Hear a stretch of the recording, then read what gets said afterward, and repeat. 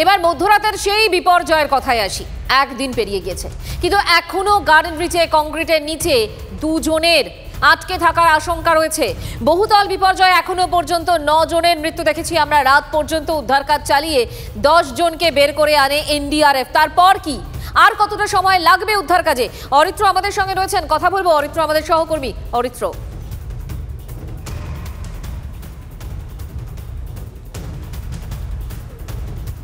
দেখো, নিঃসন্দেহে দুর্ঘটনা ঘটে যাওয়ার পর থেকে কার্যত যুদ্ধকালীন তৎপরতায় এনডিআরএফ, ডিজাস্টার ম্যানেজমেন্ট এবং ফায়ার ব্রিগেডের তরফ থেকে উদ্ধার কাজ চালানো হচ্ছে। ইতিমধ্যেই 10 জনকে উদ্ধার করা হয়েছে, তার মধ্যে তারা গুরুতর আহত, কেউ অল্প আহত, হাসপাতালে ভর্তি রয়েছেন এবং 9 জনের মৃত্যু এখনো পর্যন্ত হয়েছে। কিন্তু বিষয়টা এখানেই শেষ নয়, তার কারণ সোমবার রাত্রের পর দৃশ্যমানতা কম থাকায় কিছুটা সময় এই উদ্ধার কার্য বন্ধ রাখতে হয় এবং মঙ্গলবার সকাল থেকেই 6:30 থেকেই সেই উদ্ধার কার্য আবার শুরু হয়েছে। আমি একদম সরাসরি উদ্ধার কার্যের ছবিটা দেখাতেই কথা বলবো। দেখো, যে বিল্ডিং ভেঙে পড়েছে, কোলাপস করেছে যে বিল্ডিংটা, সেই বিল্ডিংয়ে যেভাবে ভেঙেছে তাতে অনেক কটি লেয়ারের সৃষ্টি হয়েছে।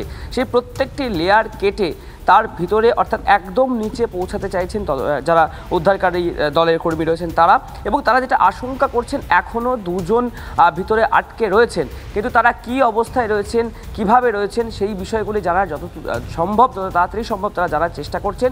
এছাড়াও লাইফ ডিটেক্টর, একটি অত্যাধুনিক যন্ত্র, সেই যন্ত্রের মাধ্যমে ভিতর থেকে কোনো সিগন্যাল আসছে কিনা বা উপর থেকে তারা কোনো কথা বললে তার কোনো রিপ্লাই নিচে থেকে আসছে কিনা, সেই বিষয়গুলি তারা জানার চেষ্টা করছেন। এবং যেটা এনডিআরএফ সূত্রে আমরা জানতে পারছি যে এখনও প্রায় ঘন্টা 6-7-এরও বেশি সময় লাগবে সম্পূর্ণভাবে এই যে ধ্বংসস্তূপ, সেই ধ্বংসস্তূপ সরিয়ে যদি কেউ সেখানে আটকে থাকেন তাহলে তাদেরকে উদ্ধার করতে। এবং তোমাকে বলে রাখা ভালো যে এই যে উদ্ধার কাজ চলছে গত রবিবার মধ্যরাত থেকে, সেখানে বেশ উল্লেখযোগ্য ভূমিকা নিতে দেখা গিয়েছে ডগ স্কোয়াডকে। এনডিআরএফের তরফ থেকে কিন্তু ডগ স্কোয়াডকে এখানে নিয়ে আসা হয়েছে। পিঞ্চ হ্যামার বলে একটি অত্যাধুনিক যন্ত্র, যেটির মাধ্যমে এই যে কংক্রিটের ঢালাই রয়েছে সেই একেবারে গ্রাউন্ড জিরোর এই ছবির দিকে আমাদের নজর থাকবে এবং তোমার সঙ্গেও বারে বারে কথা হতে থাকবে। আপাতত তোমাকে ধন্যবাদ। গার্ডেন ব্রিজের পাহাড়পুর রোড এলাকার একের পর এক বিপজ্জনক বহুতল এবং অভিযোগ কলকাতা পুরসভার আইন না মেনে এই সব বহুতল তৈরি হয়েছে। এক বহুতলের গা ঘেঁষে অন্য এক বহুতল তৈরির অভিযোগ, আর 2 বহুতলের মধ্যে একতলায় কিছুটা জায়গা ফাঁক, 2 বহুতলে দোতলার পর থেকেই প্রতি তলায় সেই ফাঁক ক্রমশ কমেছে। অভিযোগ G+3 অনুমোদন থাকলেও জোর করে অতিরিক্ত তলা তৈরি হয়েছে। ছাদ পর্যন্ত গিয়ে 2টি বাড়ি কার্যত মিশে যাচ্ছে। দেখুন, আমি যেখানে দাঁড়িয়ে রয়েছি সেটা পাহাড়পুর রোডের একটি বাড়ি, G470/A, G407/B, পাশাপাশি 2টি বাড়ি এবং 2টি বাড়ি কতখানি বিপজ্জনক। এটি একটি বাড়ির দেওয়াল, এটি একটি বাড়ির ছাদের প্যারাপিট, 1 আঙুলের মাত্র দূরত্ব রয়েছে। অর্থাৎ আমি যে বাড়ির ছাদে দাঁড়িয়ে রয়েছি সেই বাড়িটি আরেকটি যে বাড়ি রয়েছে পাশে, অর্থাৎ J470/B যে বাড়ি, সেই বাড়ির দিকে হেলে পড়েছে। 2 আঙুলের মাপ নয়, 1 আঙুলের গ্যাপ রয়েছে এই বাড়িটাতে। অর্থাৎ একটা বাড়ি আর একটা বাড়ির দিকে হেলে পড়েছে। ছাদের যে একটা বাউন্ডারি ওয়াল থেকে ছাদ ঘেরার জন্য, সেই প্যারাপিটের পরে গ্যাপটা কতখানি, মাত্র 2 থেকে 3 আঙুলের গ্যাপ। 2টো আঙুল দিয়ে মাপটা দেখানোর চেষ্টা করছি, 2 আঙুলের গ্যাপ রয়েছে। নিচে কার্নিশের ছবিটা একটু দেখায়, দেখতে পাচ্ছ একটা বাড়ির সাথে আরেকটা বাড়ির কার্নিশ কিন্তু কার্যত ঠেকে গিয়েছে। অর্থাৎ পুরসভার যে নিয়ম, সেই নিয়ম কোনোটাই এখানে মানা হয়নি, সেটা কিন্তু স্পষ্ট হচ্ছে এই গার্ডেন রিজ পাহাড়পুর এলাকাতে। আমি যে বাড়ির ছাদে দাঁড়িয়ে রয়েছি সেটা একটা বাড়ির প্যারাপিট এবং তার পাশে আরেকটি বাড়ি, সেই 2টি বাড়ি কার্যত একসাথে আটকে গিয়েছে। সিমেন্ট দিয়ে এখানে জাম করে দেওয়া হয়েছে 2টি বাড়িকে এবং মাঝখানে যাতে গ্যাপ তৈরি করা যায় সে কারণে কখনো থার্মোকলের টুকরো দেওয়া হয়েছে, কখনো ইটের টুকরো দেওয়া হয়েছে, কিন্তু আদতে 2টি বাড়ির মধ্যে কোনো রকম ফাঁক নেই। কিন্তু পুরসভার নিয়ম যেটা বলছে, সিভিল ইঞ্জিনিয়ার যারা রয়েছেন, যারা এই বাড়ি নির্মাণের সাথে যুক্ত, তারা বলছেন যদি 2 কাঠা জায়গার উপর জমি করা হয় তাহলে সেক্ষেত্রে যিনি বাড়ি নির্মাণ করছেন তাকে 1/3 জায়গা ছাড়তে হয়। কোথায় ছাড়া জায়গা? 1 হাত দিয়ে যদি মেপে দেখাতে যায় তাহলে কিন্তু 1 হাতও হচ্ছে না। ঠিক কতটা হচ্ছে? হাতের কবজি পর্যন্ত, অর্থাৎ কনুই থেকে কবজির যেটুকুনি মাপ রয়েছে সেই মাপের মধ্যে গ্যাপ রয়েছে 2টি বাড়িতে। এবং আমি যে বাড়িতে দাঁড়িয়ে রয়েছি সেই বাড়িটি একদম দেখানোর চেষ্টা করছি দর্শকদেরকে, ঠিক এইভাবে হেলে পড়েছে আরেকটি বাড়ির দিকে। এবং যে কারণে গ্রাউন্ড ফ্লোরের যদি ছবিটা আমরা দেখাতে পারতাম তাহলে সেখানে যতটুকুনি গ্যাপ রয়েছে, ফ্লোর যত উপরের দিকে যাচ্ছে, অর্থাৎ 1st floor, 2nd floor, 3rd floor এবং 4th ফ্লোর, যেহেতু এটা G+4 বিল্ডিং রয়েছে সেক্ষেত্রে উপরের দিকে যত যাচ্ছে তত কিন্তু গ্যাপটা কমে যাচ্ছে। অর্থাৎ সব মিলিয়ে বিপর্যয়ের পরে কার্যত প্রকাশ্যে আসছে এই গার্ডেন রিজ এলাকায় অবৈধ এবং বেআইনি নির্মাণের একের পর এক চিত্র। ক্যামেরায় অভিজিতের সাথে Aritra, TV9 Bangla, Garden Reach. দেখুন, গার্ডেন রিচের এই ঘটনার ব্যর্থতা কার্যত মেনে নিয়েছেন কলকাতার মেয়র ফিরহাদ হাকিম। ক্ষমা চেয়েছেন তিনি আক্ষেপের সুরে বলেছেন, তাকেও তো কাজ করাতে গেলে অনেকের ওপর নির্ভর করতে হয়। যাদের ওপর নির্ভর করতে হয় তাদের অনেকেই আছেন যারা ঠিকমতো দায়িত্ব পালন করেন না। আক্ষেপের সুরে একথাও বলেছেন, অনেক কাউন্সিলর আছেন যারা পাঁচিল তুলতে টাকা নেন, কিন্তু মেয়র জানিয়েছেন যে অধিকাংশই সৎ। আমাদের ম্যানেজিং এডিটর অমৃতাংশু ভট্টাচার্যকে গতকাল এক্সক্লুসিভ সাক্ষাৎকার দিয়েছেন কলকাতার মেয়র ফিরহাদ হাকিম। কি বলেছেন তিনি শোনাবো। এটা আমার কাছে অত্যন্ত বেদনাদায়ক এবং আমি এটার জন্য ক্ষমা প্রার্থী। আমাকে ডিপেন্ড করতে হয় মানুষের ওপরে, এবং সব মানুষ অ্যাক্টিভলি কাজ করে বলে আমার মনে হয় না। যারা কলকাতা কর্পোরেশন এরিয়ায় থাকেন বা অন্যান্য মিউনিসিপ্যালিটিতেও থাকেন তারা জানেন, বাড়িতে একটা পাঁচিল তুললেও কাউন্সিলর হাজির হয়ে যান, সেখানে একটা বাড়ি সে পারমিশন ছাড়া উঠে যাচ্ছে, তারা জানতে পারছেন না। কিছু কাউন্সিলর আছে যারা ওই পাঁচিল তুলতে গিয়ে রং করতে গেলে টাকা নেয়, আবার এরকম বেশিরভাগই কাউন্সিলর আছে যারা এসবের মধ্যে থাকে না। মেয়র ক্ষমা চাইছেন, বিরোধীরা তারা কে কি বলছেন শোনাই পরপর।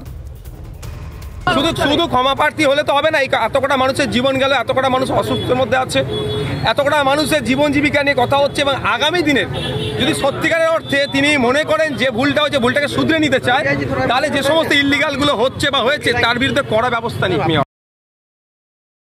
মৃত্যুর দায় কার?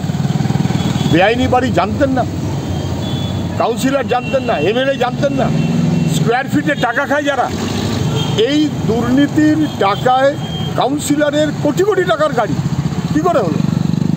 কাউন্সিলর জানে, MLA জানে, তাদের প্রশ্রয় এসব কাণ্ড ঘটেছে, তাদের তো গ্রেপ্তার করা উচিত কাউন্সিলর এবং MLA-কে। ওই এলাকাতে গত 2 বছরে অন্তত 36টা বাড়ি হয়েছে বেআইনি পুকুর বুঝিয়ে, এবং সবই কাউন্সিলর MLA তাদের মদতে। যে সব জানে, এরা মিথ্যে কথা বলছে।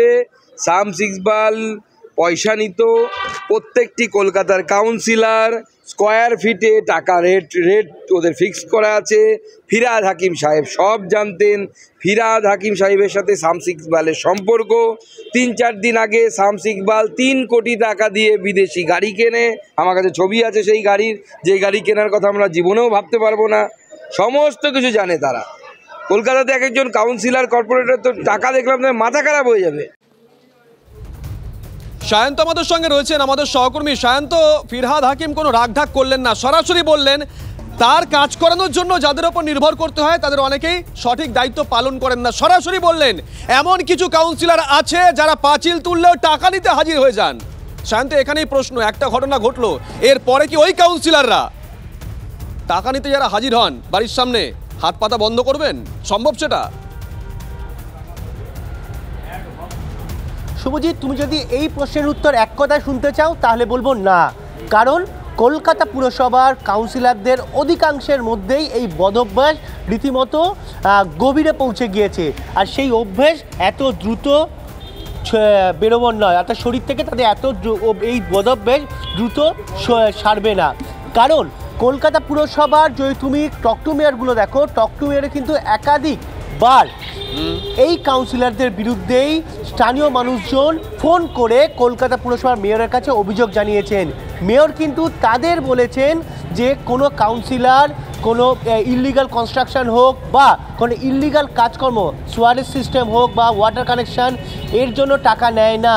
কিন্তু তারপরেও দেখা গিয়েছে যারা স্থানীয় বাসিন্দা তারা কিন্তু বারবার ফোন এসছে কাউন্সিলরদের বিরুদ্ধে। কিন্তু কাউন্সিলররা, সায়ন্ত তুমি বলতে চাইছো যে কাউন্সিলর এক শ্রেণীর কাউন্সিলর মেয়রের কথাও শুনছেন না, দলের কথাও শুনছেন না।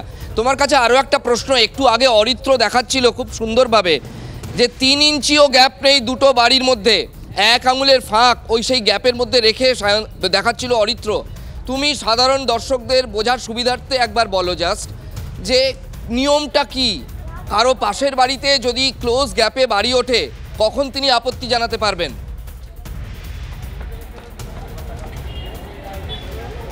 দুটো বিষয় আছে। কলোনি এলাকায় যদি বাড়ি হয় তাহলে জমি ছাড়ের ক্ষেত্রে নিয়ম আলাদা। আর যদি পারচেস ল্যান্ডের ক্ষেত্রে হয় তাহলে কিন্তু ফ্ল্যাট তৈরি বা বহুতল তৈরির ক্ষেত্রে নিয়ম আলাদা। গার্ডেন রিচ এলাকা কিন্তু কলোনিয়াল এলাকার মধ্যে পড়ে না। সেক্ষেত্রে যেখানে বাড়ি তৈরি বা ফ্ল্যাট তৈরি করা বা বহুতল তৈরি করা হবে তার কিন্তু 1/3 জায়গা ছাড়তে হবে দুধারে এবং সামনের দিকে। গার্ডেন রিচে কিন্তু সেটা করা হয় না। গার্ডেন রিচের বেশিরভাগ এলাকাতেই একটা বহুতল তৈরি হয়েছে, তার গা ঘেঁষে আরো একটা বহুতল তৈরি হয়ে গেছে। কিন্তু এই ঘটনার পর সায়ন্ত ছবিটা পাল্টায় কিনা সেদিকে অবশ্যই নজর থাকবে, নজর রাখবো আমরা, সঙ্গে থাকো। এদিকে গার্ডেন রিচে এই বহুতল বিপর্যয়ে যে 9 জনের মৃত্যুর ঘটনায় ফিরহাদ হাকিমকে গ্রেফতারের দাবি তুললেন কে? অধীর রঞ্জন চৌধুরী। এটা এক ধরনের খুন অভিযোগ প্রদেশ কংগ্রেস সভাপতি। ক্রাইম করেছে, ক্রাইম।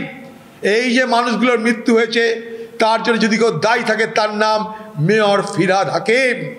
এত বড় অভিযোগ করছি আমি। এটা এক ধরনের খুন, এক ধরনের হত্যা। তাদের বিরুদ্ধে কেন ব্যবস্থা নেওয়া হবে না? যাদের দায়িত্বে আজকে কলকাতা শহর, যার পাড়ায় মাল্টি স্টোরি বিল্ডিং উঠছে, নিয়মকে আইনকে বৃদ্ধাঙ্গুষ্ঠ দেখিয়ে ভদ্রতা থাকলে, নৈতিকতা থাকলে তার এখনই পদ থাকা উচিত ছিল। আর বাংলার মুখ্যমন্ত্রী উচিত ছিল ঘাড় ধরে মেয়রের পদ থেকে নামিয়ে গ্রেপ্তার করে জেলে ভরে দেওয়া। ইল্লিগাল বিল্ডিংয়ের দরকার হয় না। এখন যা সরকার ফেসিলিটি দিচ্ছে, যাদের ক্ষমতা নেই বাড়ি করার, তাদের জন্য বাংলার বাড়ি হচ্ছে। তাতে ভাড়াটেরাও থাকছে, বাড়িওয়ালাও থাকছে, যদি নিজেরা না করতে পারে। তো এটা কেন ওখানে হচ্ছে আমি এখনও বুঝতে পারছি না। এটা দুর্ভাগ্য। ঠিকা টেনেন্সিকে পারমিশন দেওয়ার জন্য 15 দিনের মধ্যে আমরা বসে আছি, তারপরেও এটা হচ্ছে। এটা একটা সামাজিক ব্যাধি হয়ে দাঁড়িয়েছে। এটা যেটা হলো এটা খুবই দুঃখের। কলকাতা হাইকোর্ট অর্থাৎ আদালতও এই বিষয়টিকে যথেষ্ট সিরিয়াসলি দেখছেন এবং বিচারপতি অমৃতা সিনহা আজকে একটি মামলার শুনানির ক্ষেত্রে তিনি অবজারভেশন দিয়েছেন। তার পর্যবেক্ষণ যে কোনো বেআইনি নির্মাণ ভাঙার ক্ষেত্রে যদি কোনো রায় থাকে বা কোনো নির্দেশ থাকে, তার ওপরে কোনো রকম স্থগিতাদেশ তিনি দেবেন না, এমন কোনো মামলা শুনবেনই না। কথা বলবো আমাদের প্রতিনিধি শ্রাবন্তী সাহার সঙ্গে। শ্রাবন্তী, কোন মামলার ক্ষেত্রে কি স্থগিতাদেশ চাওয়া হয়েছিল যদি একটু বলো। দেখো, সকাল থেকে যে কটা মামলা উল্লেখ করা হয়েছে তার ঘরে মেনশন করা হয়েছে এই সংক্রান্ত যে কোথাও গিয়ে আগামীকাল বাড়ি ভাঙার নির্দেশ বা এই সপ্তাহের মধ্যে বাড়ি ভাঙার নির্দেশ, দ্রুততার সাথে কিছু স্থগিতাদেশ দেওয়া হোক। প্রত্যেকটি মামলা নিতেই নাকচ করে দিয়েছেন বিচারপতি অমৃতা সিনহা। তার কারণ তাঁর বক্তব্য, মানুষের জীবন অনেক বেশি সুরক্ষিত করতে হবে, তার মর্যাদা অনেকটা বেশি। একই সঙ্গে তার ঘরে 3 নম্বর আইটেম ছিল ইকবালপুরের একটি বেআইনি নির্মাণের মামলা ছিল। সেই বিষয়ে সরাসরি পুর কমিশনারের কাছে তিনি হলফনামাও তলব করেছেন। তার পর্যবেক্ষণ যে বাড়ি ভাঙতে কয়েক সেকেন্ড সময় লাগছে, সেই বেআইনি নির্মাণ 30 দিনেও ভাঙতে পারছে না পুরকর্তারা। তাহলে কি তাদের কাছে যথাযথ ইকুইপমেন্টস নেই, যন্ত্রপাতির অভাব রয়েছে? যে যন্ত্রপাতিগুলো রয়েছে, কোর্ট আদালত যে অর্ডার লিখছে সেখানে বিচারপতি এটা প্রকাশিত রাখেননি। তিনি সন্দেহ প্রকাশ করে বলেছেন যে যথেষ্ট আধুনিক যন্ত্রপাতি আছে কিনা সেটা নিয়েও একটা প্রশ্ন উঠছে। বেশ, আপাতত তোমাকে অনেক অনেক ধন্যবাদ শ্রাবন্তী সাহা। কোর্ট থেকে লাইভ রিপোর্টিং করছিলেন শ্রাবন্তী সাহা। বিচারপতি অমৃতা সিনহা আজকে স্পষ্ট তার অবজারভেশনে জানিয়ে দিয়েছেন যে বেআইনি নির্মাণ ভাঙার উপর যে নির্দেশ বা রায় আছে, কোনো ক্ষেত্রে তিনি অন্তত কোনো স্থগিতাদেশ দেবেন না।